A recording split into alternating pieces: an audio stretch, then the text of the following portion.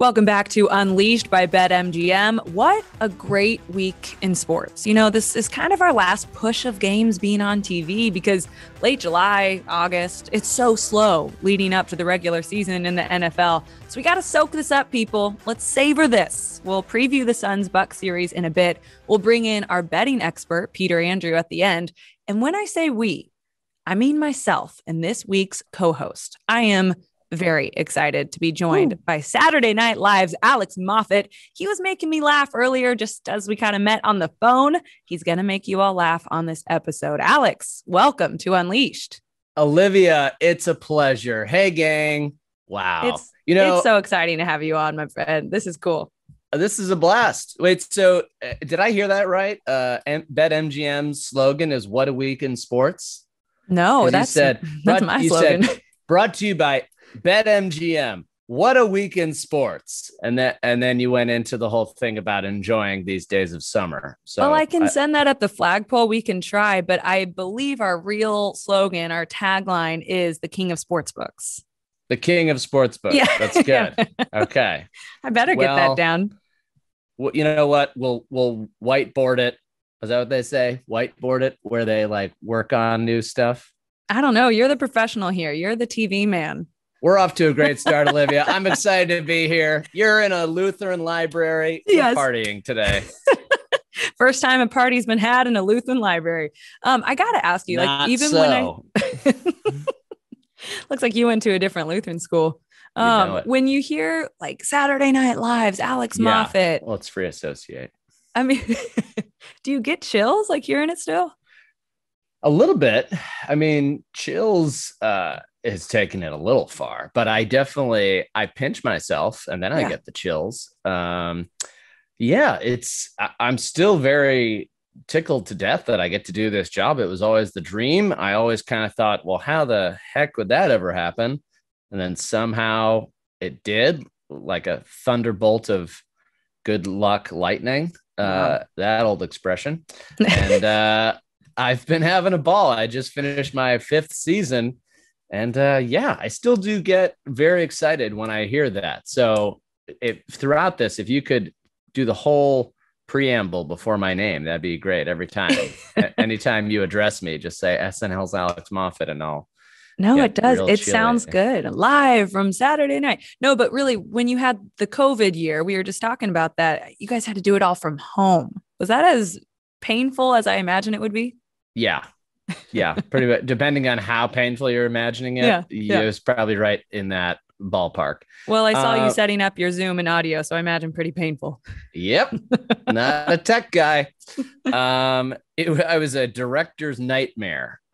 We would have we would sort of like Zoom with the director, but also be like filming on the phone. My God. I mean, it's going back to work this past fall for the actual season where we weren't doing it at home. Was just felt, even though everyone was wearing masks and it was like mid-pandemic, it felt really nice to go back and know that I would not have to sit in front of my computer for 3 hours dropping files into a Google Drive. And that was an entire department's job to take care of the tech side, not my forte. So but the SNL at home, I mean, don't get me wrong too, by the way, to get to do that during a pandemic when when it was like nothing but uncertainty in the world, nothing but sort of mayhem, chaos, and like despair in a lot of places. Like to actually have something to do was great. To have a job was even better. To have it be in comedy was even better. And to know that like it was maybe helping on some teeny tiny level with people just to have like something new to laugh at. It was kind of in a way sort of like an honor to get to be a part of that. So yeah. Oh, absolutely.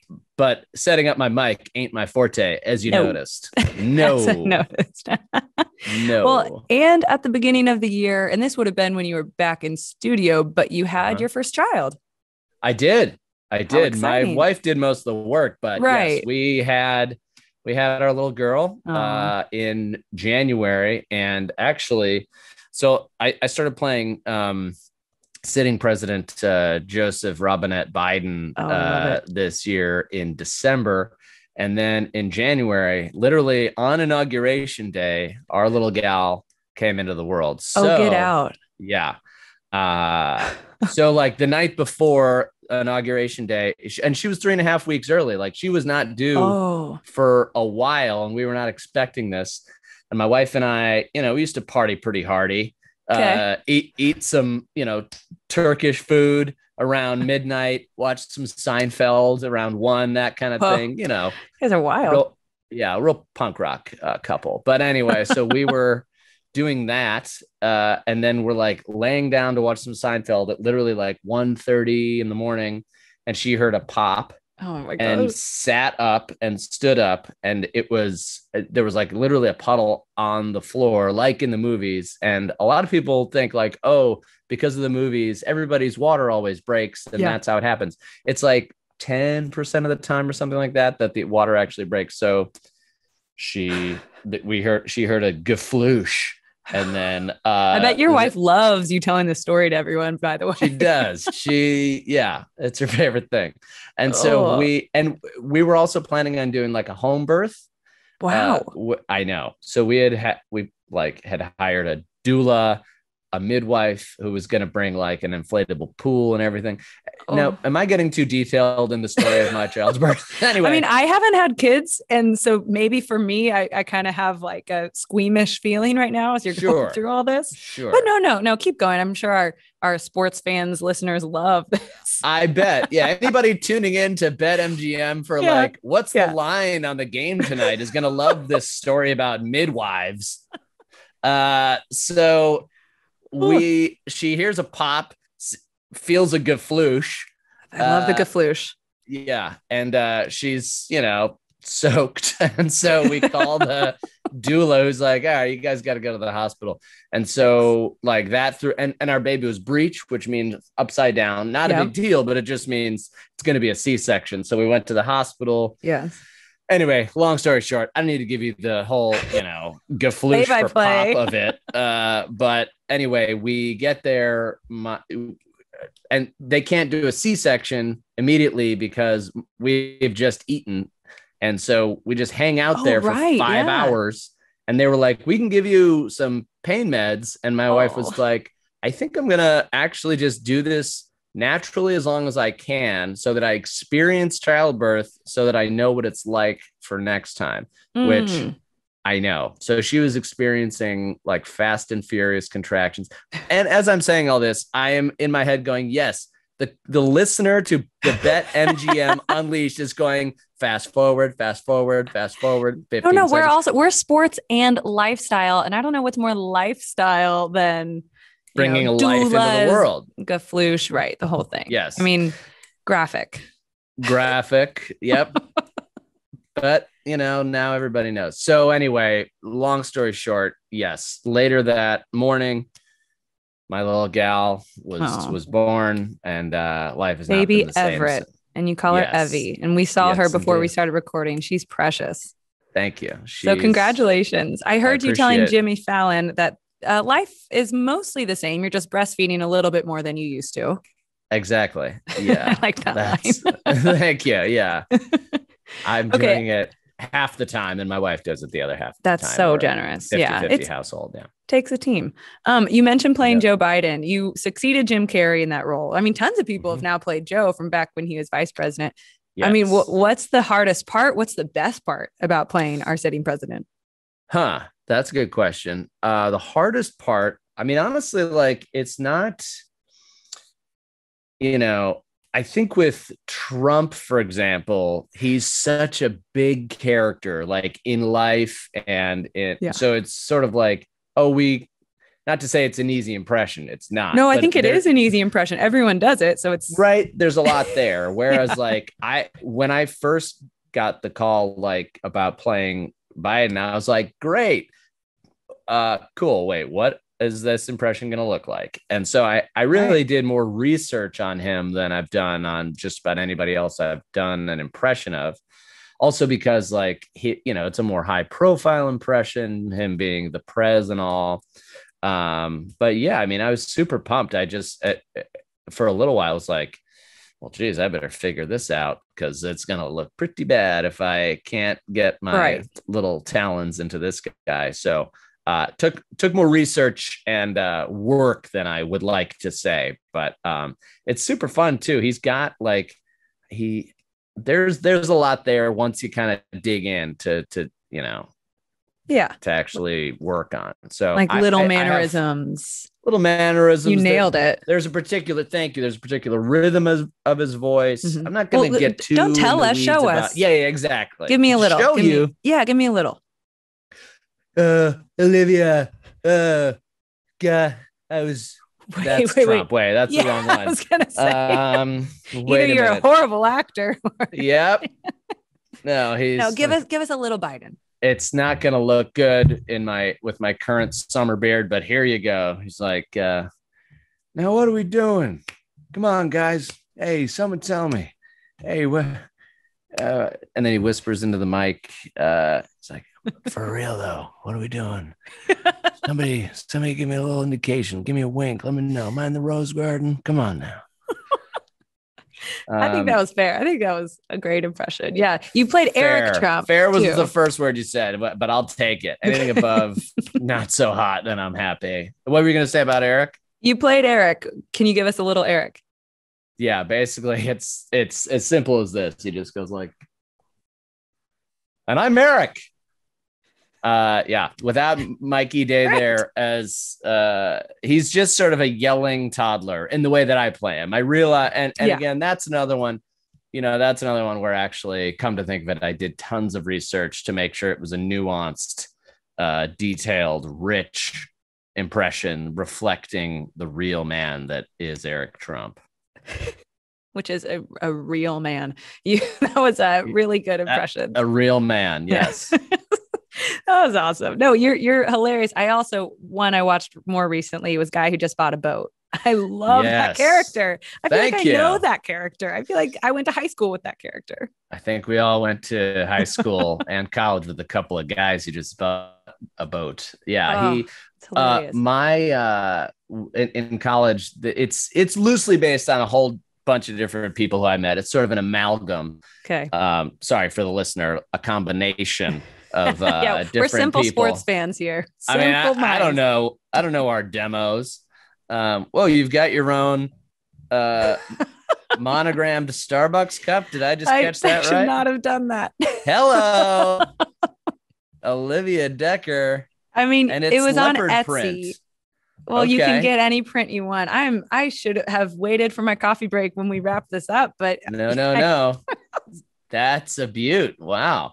When we wrap this up, I've got a friend of mine sent me, this is what I'm having my coffee out of today. It's Rob Schneider as the guy going, the caffeine meister, the beanster. So talk about being self-referential. You have your name on it and I have something from the show I work on. So we're both pretty cool. Cheers. What's in your cup? This is some locally sourced Rumplemints, which I take great pride in. I make it on the back porch here. Nice. I always wonder what you guys do out of season, Yeah, I got a whole distillery going. No, this is some coffee with some oat milk. I hate to say it. Sorry, okay. Wisconsin. No, What about you? What are you drinking? Yeah, black coffee, splash of oat. Hey. Yeah, same deal. Yep. Okay. Well, hang on. We got to get back here because you said, sorry, Wisconsin. You are a Chicago guy. Yes. So there's a little bit there. You actually got married in the town I'm in right now. And that's why we mentioned I'm recording in a Lutheran high school because my Wi-Fi was so bad up in Sheboygan, Wisconsin. But very close to here is where you got married in Elkhart Lake. Correct. In Elkhart Lake, Wisconsin. Shout out to Gessert's Ice Creamery. Yes. Yeah. Okay. Have you? Yeah, that's right. You've been. Yeah. Mm-hmm. So my wife and I were living in LA when we got engaged. And then we decided we wanted to get married in Wisconsin because we both have so many good memories growing up in Chicago. She grew up in the house behind me in the Chicago suburbs. Yeah. Although we didn't know each other when we were kids, we met later in life. I was auditioning for a Velveeta cheese commercial. Did you get it? I did not, but I got a wife out of the deal. So they paired me up with a beautiful fellow actor named Caroline. And when she told me her last name and where she was from, I was like, oh, yeah, I think I know your mom and brother. And she was Get like, out. well, that's Wow. creepy, but hello, you. Yeah. And so we started dating. But anyway, so then, yeah, when we were living in La La Land, the desert that it is, we were like, let's do the whole like Wisconsin lake vibe for our wedding. Cool. And so Yeah. we just randomly selected Elkhart Lake. But we like I said, so you're in Sheboygan or close to it, and we filed our marriage certificate and license or whatever it is in Sheboygan. Love it. So that's pretty Wisconsin. Cool. It is pretty cool. And then we bought Red Wing boots. There's a Red Wing store. Okay. They'll want to be a sponsor of this podcast after this. Trust me. So sign them up. But there's a Red Wing store in Sheboygan, and we bought boots there from a lovely couple who'd been married for 25 years.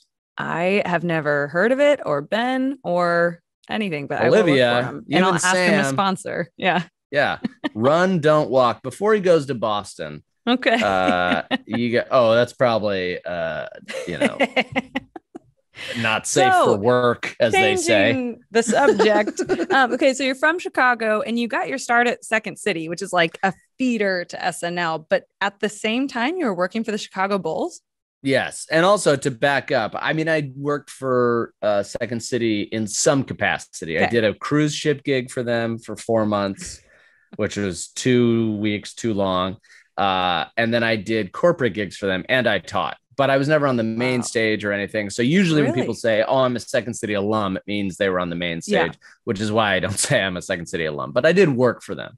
Okay. But I did stuff at all kinds of theaters in Chicago. I.O., The Annoyance, Zanies, every theater under the sun that would allow this old bag of bones on the stage. I sprinted up there and took them up on the offer. But yes, so then... at some point, I think in like 09-ish, I saw a Craigslist ad one day poking around for talent gigs, as everybody out there does, I'm sure. And there was a thing that said like open call for Benny and the Elevators, which is the Bulls dunk team. Yeah. Send us an email telling us why you think you should be able to audition. And so I sent an email to this random Craigslist post saying like, well, I'm a giant Bulls fan and I can still shoot a tray bomb pretty well. Oh yeah. I played rugby in college, so I don't mind having my body take a huge beating. Right. And I do improv, so I don't mind crowds. And they were like, great, swing on by. So I went to this open casting call. And then, come to find out the person I was emailing was the guy who played Benny the Bull himself. Oh. No longer Benny the Bull, but this was the most dedicated person in any profession that I've ever seen. This guy worked his bull tail off. Yeah. And I think he was psyched about the fact that I did improv. So he was like, okay, cool. Maybe we'll use you in bits and stuff like that, which we did that too over the years. And he taught me how to acro dunk and stuff. So yeah, it was the coolest side hustle, as they say, that I could have ever asked for. So it was pretty cool. That is very cool. And just to wrap it up, since now we are actually getting into sports, you're a big Bears fan. Are you like reveling in this Aaron Rodgers drama? Catch me up, Olivia. Catch me up on the drama. Is he going to be a Bear? No. Is this what they're saying? Oh, gross. No. In the drama, in the fact, just his drama with the Packers. I was like, wait, did I not hear something today? What's the deal? Okay. No, to catch you up, training camp starts July 27th. No one knows if he's showing up. He's in a very public dispute with the team. They're kind of maintaining their stance. He's being a bit of a diva. So and the rumors are that he's going to Denver. Boo. If you're kind of catching up, their roster is actually pretty stacked. He would be a great fit, but he's locked in with the Packers. They're not going to trade him. They've made that very known. Right. But I just thought as a Bears fan, maybe you would be like, this is awesome. See, here's the thing though, Olivia, even though I'm a Bears fan and I know I'm going to piss off some people out there, my third favorite team is the Packers, just because, the aforementioned Wisconsin connection. So I'm not necessarily happy that Rodgers is, being a bit of a diva. But pretend I don't know a thing about it. And what is the source of this friction between them? It's very under much his contract. So he's, older, but he just, says he won regular season MVP. He's not going anywhere. He's peaking. He wanted a longer term deal. The Packers gave him, I forget how many years, but a couple too short. That's mostly it. He is commanding the type of attention, and he wants to have full say over who's in the front office, who the coaches are, all this. He's upset that they hired a new coach without asking him his opinion, all this. So it's very much a power struggle. And so it's I know what those are all about. I'm married. I was just figured I'd go for the Catskills comic joke. Back to Kaploosh. But when you said as a Bears fan, I was like, wait a minute, did I not see a tweet today that Rodgers is thinking about? Oh, okay, gotcha. No, he couldn't do that to us. Well, I thought that he was maybe leaving to become the full-time host of Jeopardy. Isn't that right? Yeah, see, you're more on the show business side. Yeah, he kind of dangled that out there. But yeah. So, hey, we'll get more into sports talk because we have NBA Finals talk. That begins this week. It begins Tuesday night. We are so excited. Alex, we're so excited you're here. I know you are a general sports fan, but I'm going to totally catch you up on NBA Finals. Sports fan. Here reporting. Yes, go ahead, Olivia. Catch me up. Well, I'll tell you Pretend the finals. I know nothing. I will tell you the finals are weird this year. They are not sexy, but they are historic. More on that coming up.